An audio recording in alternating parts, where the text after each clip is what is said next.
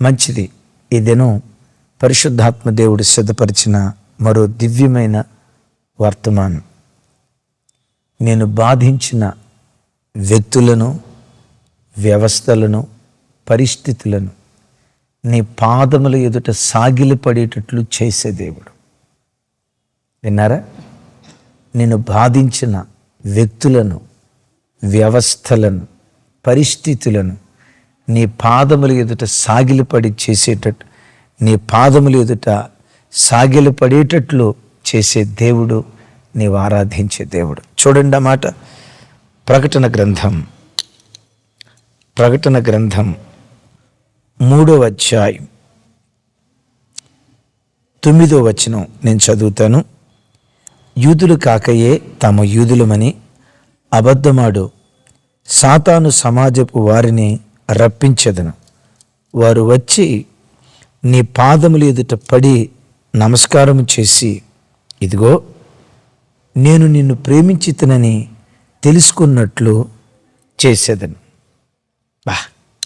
నేను నిన్ను ప్రేమించితినని నీవు తెలుసుకున్నట్లు, అన్ని ప్రజలు తెలుసుకున్నట్లు దేవుడిది చేస్తాడు.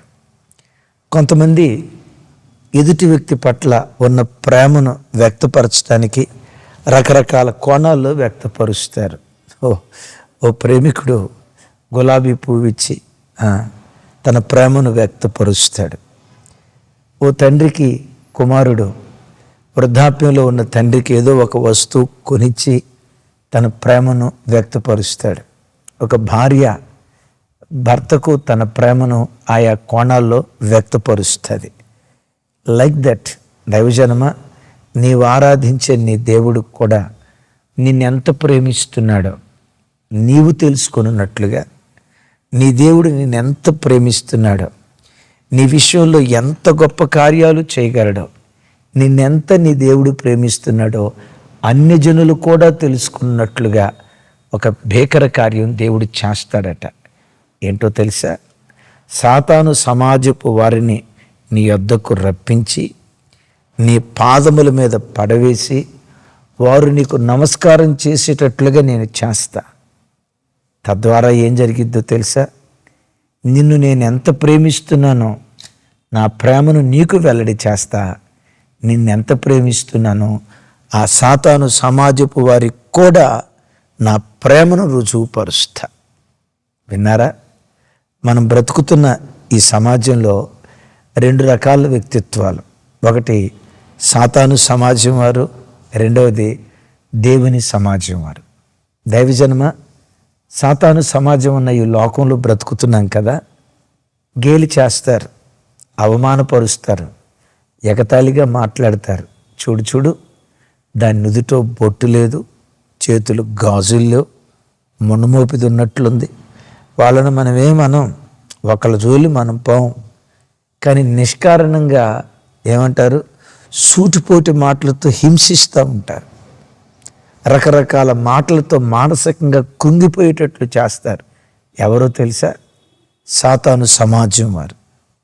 బిడ్లారా, మీరు బ్రతుకుతున్న స్థలాల్లో కూడా చుట్టూత సాతాను సమాజం వారు ఉన్నారా? మీరు బ్రతుకుతున్న చోట నామకార్థ క్రైస్తవులు ఉన్నారా? మీ భక్తి జీవితాన్ని గేలి చేస్తూ, ఎగతాళి చేస్తూ, అవమానకరంగా మాట్లాడుతున్నారా? ఈరోజు ప్రభు మీతో దేవుడు చేస్తున్న వాగ్దానం, ఆ సాతాను సమాజపు వారిని తీసుకొచ్చి మీ పాదాల మీద పడేసి మీకు నమస్కారం చేసేటట్లుగా ఆయన చేస్తాడట. చూడండి, దరిదాపుగా ఇదే మాట యెషయా గ్రంథం. చూడండి, యెషయా గ్రంథం 60వ అధ్యాయం 14వ వచనం నేను చదువుతాను. నిన్ను బాధించు వారి సంతానపు వారు నీ ఎదుటకు వచ్చి సాగిలపడెదరు. నిన్ను తృణీకరించు వారందరూ వచ్చి నీ పాదముల మీద పడెదరు. విన్నారా? నిన్ను బాధించు వారి సంతానపు వారు, నిన్ను తృణీకరించు వారు వచ్చి నీ పాదముల మీద పడేటట్లుగా నేను చేస్తా. తమ్ముడు, చెల్లి, గడిచిన దినాల్లో నిన్నెవరు తృణీకరించారు? ఏ సమస్యలు నిన్ను బాధించాయి? ఏ వ్యక్తులు నిన్ను బాధించారు? నిన్ను బాధించిన వ్యక్తులైనా, వ్యవస్థలైనా, పరిస్థితులైనా యేసు నామం పేరిట అవి నీ పాదముల ఎదుట సాగిలు పడేటట్లుగా ఒక అద్భుత కార్యం ఈ దినం దేవుడు నీ జీవితంలో ఆయన జరిగించబోతున్నాడు. పరిశుద్ధ గ్రంథమైన బైబిల్లో యోసేపు మీద అన్నలు రకరకాలుగా కుతంత్రాలు పన్ని యోసేపును బాధించారు కదా. చిన్నప్పుడే యోసేపుకు దర్శనం చూయించారు. అతని పన నిలవబడ్డట్లు, అతని పన ఎదుట తతిమ పనలన్నీ సాగిలపడ్డట్లు. అయితే కలిచిన తోడనే ఆ కళ నెరవేర్చబడకపోగా కళ ఏమంటాగా అన్నాడో, ఆ కళ ఏమని వాళ్ళ నాన్నకు చెప్పాడో అప్పటి నుంచే కష్టాలు ప్రారంభమయ్యాయి. తమ్ముడు, నీ జీవితంలో కూడా దేవుడిచ్చిన వాగ్దానం, ఆ వాగ్దానం పొందుకున్న తోడనే కొన్నిసార్లు నీ కష్టాలు ప్రారంభమవుతాయి. దాని అర్థం ఏంటో తెలుసా? కష్టాలు ప్రారంభమయ్యాయి అంటే దేవుని వాగ్దాన నెరవేర్పుకు అవి రాజమార్గాలు అన్న సంగతి ఎప్పుడు నువ్వు మర్చిపోవద్దు. అన్నలు యోసేపుని ఎంత బాధించారో కదా. గోతిలో పడ్డప్పుడు బ్రతిమలాడుకున్నాడట. అన్నలారా ఏడ్చాడు, బ్రతిమలాడుకున్నాడు. బాధించారు. విచిత్రం తెలుసా? ఆ బాధించిన అన్నల్నే దేవుడు ఏం చేశారు చూడండి ఒకసారి. చూడండి, ఆదికాండం 42వ అధ్యాయం 6వ వచనం 9వ వచనం. 42వ అధ్యాయం 6వ వచనం 9వ వచనం. రైట్. యోసేపు సహోదరులు వచ్చి ముఖమును నేలను మోపి అతనికి వందనములు చేసిరి. రైట్. 9వ వచనం. యోసేపు వారిని చూసి తాను కనిన కలను జ్ఞాపకము చేసుకొని, విన్నారా? అన్నలందరూ వచ్చి నేలకు ముఖాన్ని మోపి యోసేపుకు సాష్టాంగ నమస్కారం చేస్తున్నారు. ఆ దృశ్యం చూసిన వెంటనే చిన్నప్పుడు యోసేపు కనిన కలను గుర్తుకు తెచ్చుకున్నాడు. నేను వాళ్ళని సాతాను సమాజపు వారు అని అంత పెద్ద పదం వాడలేను, కానీ ఈ కాంటెస్ట్లో ఆ యోసేపుతో పోలిస్తే వాళ్ళని, ఆ సాతాను సమాజపు వారిని యోసేపు పాదముల దగ్గర పడేశాడు కదా దేవుడు. తమ్ముడు, నీ మంచితనాన్ని, నీ భక్తిని, నీ యథార్థతను, నీ ప్రార్థనను, నీ విధేయతను, దేవునిలో నువ్వు నడిచే విధానాన్ని వక్రభాష్యాలు మాట్లాడుతూ ఎవరైనా నీకు వెకిలిగా మాట్లాడుతున్నారా? సూటిపోటి మాటలతో బాధిస్తున్నారా? నీ దర్శనాన్ని గురించి చెప్తే, నీ ప్రార్థనా జీవితాన్ని గురించి చెప్తే, నీ భక్తి జీవితాన్ని గురించి చెప్తే అది వారు గేలి చేసేటట్లుగా మారిపోయిందా? సుమి, విశ్వసించు. ఆ సాతాను సమాజపు వారు నీ పాదముల మీద పడేటట్లుగా దేవుడు కార్యం చేస్తాడు. ఎవరు నిన్ను బాధించారు? కొంచెం కాలం ఓపిక పట్టు. కుటుంబ సభ్యుల, తోబుట్టువుల, ఉద్యోగస్తుల, బంధువుల, ధనవంతుల, హోదాలో ఉన్నవాళ్ళ, నీ పైన అధికారులుగా పనిచేస్తున్న వాళ్ళ, విశ్వసించు. వాళ్ళెంత గొప్పవాళ్ళైనా దేవుని వాగ్దానం అంటుంది, నేను నిన్ను ప్రేమించి తిని అని నీవు తెలుసుకున్నట్లు, ఆ సాతాను సమాజం వారు తెలుసుకున్నట్లు ఆ వ్యక్తులను నీ పాదాల మీద దేవుడు పడేస్తాడు. ఆమేన్. వ్యక్తులనే కాదు, వ్యవస్థలను కూడా. విన్నారా? వ్యవస్థలను కూడా.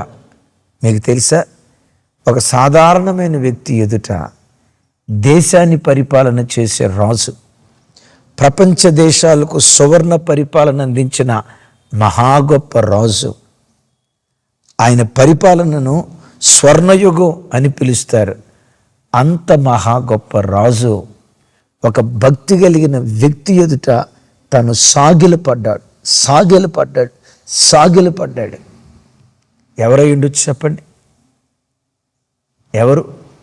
The great Nebuchadnezzar. తను కనిన కలలో తల బంగారంతో ఉంది. అంటే అది బబులోను రాజ్య పరిపాలన, అది స్వర్ణయుగానికి సాదృశ్యంగా ఉంది. అంత మహా గొప్ప రాజు ఎవరు? నెబుకద్నెజరు. ఇజ్రాయేలు దేశంలో నుండి ఆ వ్యక్తులను చెరపట్టబడిన బానిస పిల్లలుగా సంఖ్యలతో తీసుకొచ్చాడు. విన్నారా? సంఖ్యలతో తీసుకొచ్చారు. కొందరిని నపుంసకులుగా మార్చారు. అలాంటి భయంకరమైన దినాల్లో కృపగల దేవుడు ఏం చేశాడో తెలుసా? నెబుకద్నెజరు దానియేలు ఎదుట సాష్టాంగపడి, చూడండి ఆ మాట, దానియేలు గ్రంథం 2వ అధ్యాయం 46వ వచనం నుంచి 49వ వచనం వరకు దివ్యమైన మాటలు ఆ స్థలంలో రాసి ఉంటాయి. చూడండి, 2వ అధ్యాయం 46వ వచనం. అంతట రాజుకు నెబుకద్నెజరు దానియేలునకు సాష్టాంగ నమస్కారం చేసి అతనిని పూజించి నైవేద్య ధూపములను అతనికి సమర్పింప ఆజ్ఞాపించెను. ఏంటంట? నైవేద్య ధూపాలు అర్పించమని. నేనంట, ధూపం వేసే దేవునికా మనిషికా? నైవేద్యం అర్పించేది దేవునికా మనిషికా? మనిషికి పెట్టేది ఆహారం, దేవునికి అర్పించేది నైవేద్యం కదా. దానియేలుకు నైవేద్యం అర్పించమన్నాడట, దానియేలుకు ధూపం వేయమన్నాడట. వేయమంటమే కాదు, ఎవరినో వేయమంటమే కాదు, ఈ నెబుకద్నెజరే దానియేలుకు సాష్టాంగపడ్డాడు. ఉద్యోగంలో అధికారుల ద్వారా, రాజకీయ నాయకుల ద్వారా, ఎమ్మెల్యేల ద్వారా, మినిస్టర్స్ ద్వారా, మంత్రుల ద్వారా, ముఖ్యమంత్రుల ద్వారా ఒకవేళ తిరస్కారాన్ని క్రైస్తవ్యమా ఈరోజు ఎదుర్కొంటున్నారేమో. ఒకరోజు రాబోతుంది, దేవుడు నిన్నెంత ప్రేమించాడో, నన్నెంత ప్రేమించాడో, క్రైస్తవుణ్ణి యేసయ్య ఎంత ప్రేమించాడో ఆయన ప్రేమను రుజువుపరుచున్నట్లుగా రాజుల మెడలు వంచి, వారి మెడల మీద తన ఉక్కుపాదాన్ని మోపి మెడలు వంచి క్రైస్తవులు ఎదుట సాగిలు పడేటట్లుగా దేవుడు చేస్తాడు. వినండి, ప్రపంచంలో ఏ రాజు ఈరోజు పరిపాలన చేసినా నెబుకద్నెజరు కంటే గొప్పోడు ఎవరున్నారు? నెబుకద్నెజరు కంటే భయంకరుడు ఎవరున్నారు? ఆ నెబుకద్నెజరు మెడలే వంచి మెడ మీద ఉక్కుపాదం మోపి దానియేలు ఎదుట సాగిలి పడేటట్లు చేశాడే. దానియేలు దేవుడే మన దేవుడు. ఆమేన్. ఇందాక దావీదు గురించి, యోసేపు గురించి చదివాం కదా, దానియేలు గురించి చదివాం కదా. యోసేపు దగ్గరికి వచ్చేసరికి వ్యక్తులను, దానియేలు దగ్గరికి వచ్చేసరికి వ్యవస్థలు సాగిలిపడేటట్లుగా, వీళ్ళిద్దరిలో ఉమ్మడిగా మనం నేర్చుకునే దివ్యమైన పాఠం ఒకటి పవిత్రత, రెండవది పట్టువదలని భక్తి. పవిత్రత, రాజు భుజించే భోజన పదార్థాలతో నేను అపవిత్రుని కాను దానియేలు అన్నాడే. అమ్మాను ఒకరికి భార్యవి, నేను ముట్టను యోసేపు పారిపోయాడే. వాళ్ళిద్దరిలో ఉమ్మడిగా ఉంది పవిత్రత. రెండవది విశ్వాసం, అదే పట్టుదల, విశ్వాసం. అంత భయంకరమైన పరిస్థితుల్లో కూడా రాజీ పడే భక్తి చేయలేదు. ఎంత అచంచలమైన విశ్వాసం వారి గుండెల్లో ఉందో కదా. దేవుడు చెప్తున్న ఈ వాగ్దానాలు పట్టుకో. నీ జీవితంలో కూడా వ్యక్తులను, వ్యవస్థలను నీ ఎదుట సాగిల పడేటట్లుగా నా దేవుడు చేస్తాడు. అంతేనా? కొన్ని పరిస్థితులు నీ మీద చెలరేగుతూ ఉంటాయి. ఆర్థిక పరిస్థితులు, అనారోగ్య పరిస్థితులు, అసమాధానపు పరిస్థితులు. ఇక అయిపోయిందిరా వీడి పని, ఇక వీడికి శ్మశానమే గతి, వీడికి చావే గతి అన్నట్లుగా కొన్ని పరిస్థితులు నీ మీద చెలరేగుతూ ఉంటాయి. నేను ప్రకటించే నా దేవుడు, నీవు సేవించే నీ దేవుడు ఎవరో తెలుసా? ఆ పరిస్థితులు నీ ఎదుట సాగిలపడేటట్లు నా దేవుడు చెయ్యబోతున్నాడు. ఎందుకు అలా చేస్తాడో తెలుసా? నిన్నెంత ప్రేమించాడో ఆయన ప్రేమను రుజువుపరుచుకోవటానికి. నిన్ను చూసి అన్ని ప్రజలు, అరే వీళ్ళ దేవుడు వీళ్ళని ఎంత ప్రేమించాడా, ఎంత భీకర కార్యం జరిగించాడా అని ప్రతి అన్య ప్రజ తెలుసుకున్నట్లుగా ప్రతి సమస్య నీ ఎదుట సాగిలి పడేటట్లుగా దేవుడు చేస్తాడు. యేసయ్యకి మహిమ కలుగును గాక. హిజ్కియా మీద రోగం ఏదో చేయాలని ప్రయత్నం చేసింది. ఆ రోగం సాగిలిపడేటట్లుగా దేవుడు చేయలేదా? దావీదు మీద సౌలు అనే దురాత్మ సౌలును దావీదును చంపాలి అని సౌలు అనే దురాత్మ తరిమింది కదా. ఏమన్నాడు దేవుడు ఇందాక? నిన్ను బాధించు వారి సంతానపు వారు వచ్చి నీ పాదములు ఎదుట సాగిలు పడతారు. బాధించిన వాళ్ళు సాగిలు పడటమే కాదు, బాధించిన వారి సంతానపు వారు వచ్చి. దేవుని వాగ్దానం ఎంత ఖచ్చితమో చూడండి. మెఫీబోషెతు దావీదు ఎదుట సాగిలు పడలేదా? సాష్టాంగ నమస్కారం చేయలేదా? ఎవరు మెఫీబోషెతు? దావీదును బాధించిన సౌలు యొక్క మనమడు. నిన్ను బాధించిన వారి సంతానపు వారు అన్నాడే. ఈ దేవుడు ఊరక తూతూ మంత్రంగా చెప్పి కంటి తుడుపు కోసం చెప్పేవాడు కాదు. ఏది చెప్తాడో అది చేస్తాడు, ఏది చేస్తాడో అది చెప్తాడు. ఈ ఉదయకాలం వర్తమానం వింటున్న తమ్ముడు, చెల్లి, గుండె లోతుల్లో నుంచి విశ్వసించు. నిన్నెంత ప్రేమించాడో దేవుడు తన ప్రేమను రుజువుపరచడానికి వ్యక్తులను, వ్యవస్థలను, పరిస్థితులను నీ ఎదుట సాగిలపడేటట్లుగా నా దేవుడు చేస్తున్నాడు. ఈరోజు పిల్లల వివాహం కాలేదని తల్లడిల్లుతున్నావా?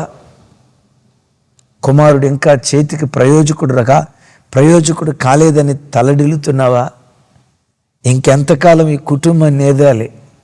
ఇంకెంతకాలం ఈ సమస్యల సుడిగుండంలో నుంచి నేను బయటకు వస్తాను విసిగిపోయావా? వ్యక్తుల ద్వారా, వ్యవస్థల ద్వారా, పరిస్థితుల ద్వారా విసిగిపోయి నలగొట్టబడుతున్నావా? నువ్వు దేవునికి సాగిలి పడేవాడివి కదా, దేవుని ఎదుట సాష్టాంగ పడేవాడివి కదా. ఆ కృపను ఎప్పుడు కోల్పోకు. ఆయన ఎదుట నువ్వు సాష్టాంగ పడితే నీ ప్రతి సమస్య నీ ఎదుట సాష్టాంగ పడేటట్లుగా, నీకు సాగిలి పడేటట్లుగా దేవుడు కార్యం చేస్తాడు. అట్టి కృప దేవుడు మనందరి జీవితాల్లో జరిగించినట్లుగా వచ్చిన ప్రార్థన చేస్తాను. ఏకీభవించండి. తండ్రి, పరిశుద్ధ లేఖనాల్లో ప్రకటన గ్రంథంలో మీరు మాతో సెలవిచ్చారు. నేను నిన్ను ప్రేమించి తిని అని తెలుసుకున్నట్లు నేను ఇలా చేస్తాను అన్నారు. సాతాను సమాజపు వారిని, సాతాను కలుగ చేసే శోధనలను, సాతాను తీసుకొచ్చే సమస్యలు మా ఎదుట సాగిలపడేటట్లుగా నువ్వు చేసే దేవుడు అయ్యా. ఈ ప్రార్థనలో ఎంతమంది ఏకీభవిస్తున్నారో వారి ప్రతి సమస్య యేసు నామం ఎదుట వారి ఎదుట సాగిలపడునుగాక. వ్యక్తులు, బాధించిన వ్యక్తులు, బాధించే వ్యవస్థలు, బాధించే పరిస్థితులు యేసు నామం పేరిట నీ పిల్లల ఎదుట అవి సాగిలపడునుగాక. నీ బిడ్డల తల మీరు పైకెత్తుతున్నందుకు స్తోత్రాలు, విజయోత్సవంతో ఊరేగిస్తున్నందుకు స్తోత్రాలు, దుఃఖ దినాలు కొట్టివేస్తున్నందుకు స్తోత్రాలు. సమస్త ఘనతలు మీకే ఆరోపిస్తూ యేసు నామం పేరిట ప్రార్థించి స్తుతించి పొంది ఉన్నాను తండ్రి, ఆమేన్. తండ్రి అయిన దేవుని ప్రేమ, కుమారుడైన యేసుక్రీస్తు వారి దివ్య కృప, పరిశుద్ధాత్మ దేవుని అన్యోన్య సహవాసం మనకు సకల పరిశుద్ధులకు సదా తోడై ఉండి నడిపించునుగాక.